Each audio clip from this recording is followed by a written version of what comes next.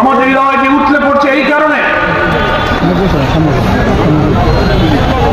এই নতুন বাংলাদেশ, এই নতুন স্বাধীনতায় আমরা এটা উপলব্ধি করতে পেরেছি যে এই মানিকগঞ্জ জেলা অন্তত, যেহেতু আজকের সম্মেলন মানিকগঞ্জ নিয়েই আপনাদের কাছে আমি প্রশ্ন করি, আপনারা কি কখনো জামাত ইসলামীর নামে এত বড় ঐতিহাসিক সম্মেলনে মানিকগঞ্জের ইতিহাসে আপনারা কোনোদিন একত্রিত হতে পেরেছেন?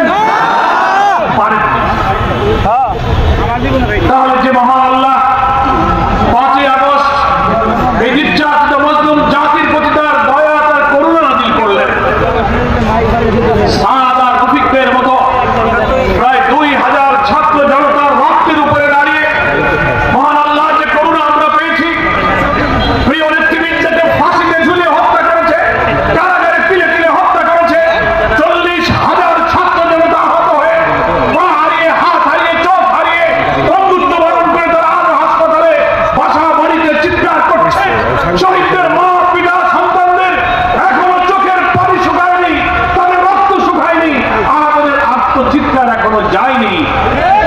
আমরা আজকে তাই যে শৈল শাসনের জগদ্দল পাথর আল্লাহ তাআলা আমাদের বুক থেকে অপসারণ করেছেন 5ই আগস্ট, এই আল্লাহর করুণা না পেলে, এদের এত রক্তদান, এত আত্মদান যদি না হতো, আল্লাহর এই রহমত আমরা হয়তো পেতাম না। কি বলেন ঠিক কিনা?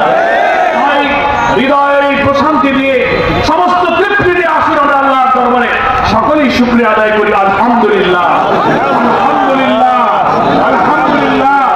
আমার ভাইরা, এই মানিকগঞ্জ শহীদ বীর কাসেম আলীর স্মৃতি বিজড়িত মানিকগঞ্জ, এখানে ইসলামী আন্দোলনকে শক্তিশালী করার জন্য যারা এখানে আগে জেলা আমির ছিলেন, যারা বয়সে বার্ধক্যে বর্ষিয়ান ছিলেন, দুনিয়া থেকে অনেকে ইন্তেকাল করেছেন, এখানকার গ্রামে গঞ্জে পাড়ায় নগরে বন্দরে বাড়িতে মহল্লায় ঘুরে ঘুরে ইসলামী আন্দোলনের দুর্গ করার জন্য যারা সময় রক্ত ঘাম দিয়েছেন, আজকের ঐতিহাসিক সম্মেলনের দৃশ্য দেখে আমরা আল্লাহর কাছে শুকরিয়ায় তাদের রূহের মাগফিরাত কামনা করছি।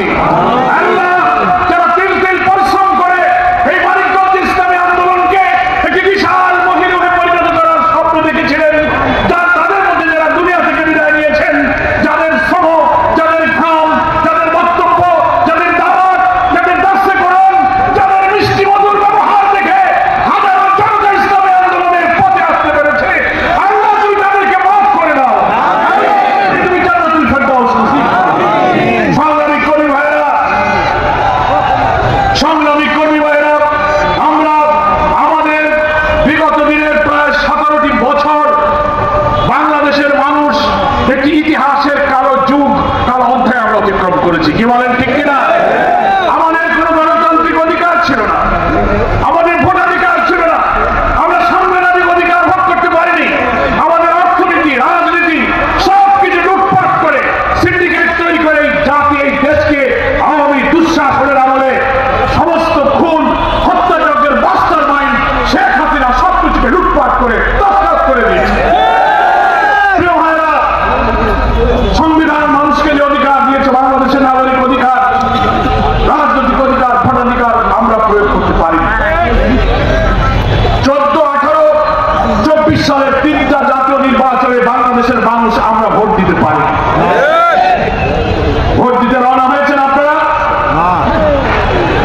প্রতিমধ্যে আওয়ামী লীগ, যুবলীগ, ছাত্রলীগ আর পুলিশ লীগ চলে যাচ্ছে। আপনারা কি ভোট দিতে পেরেছেন? আমি একজন এমপি ছিলাম, আমি সংসদ সদস্য নির্বাচনে আমি আমার ভোট কেন্দ্রে গিয়ে ভোট দিতে পারি, অথচ ফ্যাসিবাদের মাস্টার মাইন্ড শেখ হাসিনা বলেন উনি নাকি বাংলাদেশে গণতন্ত্র প্রতিষ্ঠা করেছেন, গণতন্ত্রের জন্য না জীবন দিয়েছেন। আওয়ামী লীগের মুখে গণতন্ত্র বানায় না,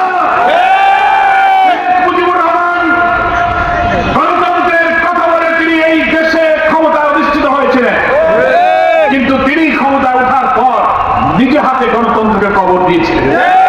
মনে আছে আপনাদের? যারা ওই সময়ে রাজনীতি করেছেন, রাজনীতি সচেতন, এত গণতন্ত্র, এত বৈষম্যের কথা বলে আমরা 71 সালে দেশ স্বাধীন করলাম, উনি এসে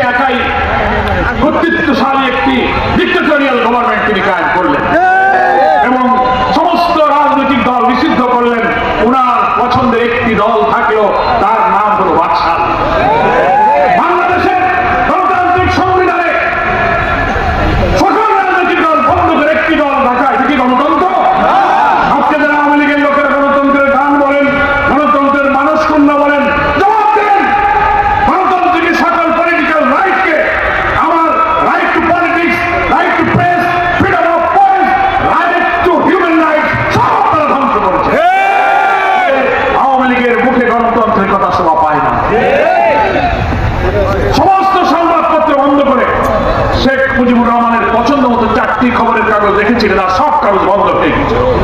সংবাদপত্রের স্বাধীনতা বন্ধ করা কি গণতন্ত্র? আপনারা চারিদিকে গভর্নমেন্ট সিস্টেম চালু করে নিজের পরিবার পরিজন আত্মীয় স্বজনকে দিয়ে একটা রাষ্ট্রীয় সিন্ডিকেট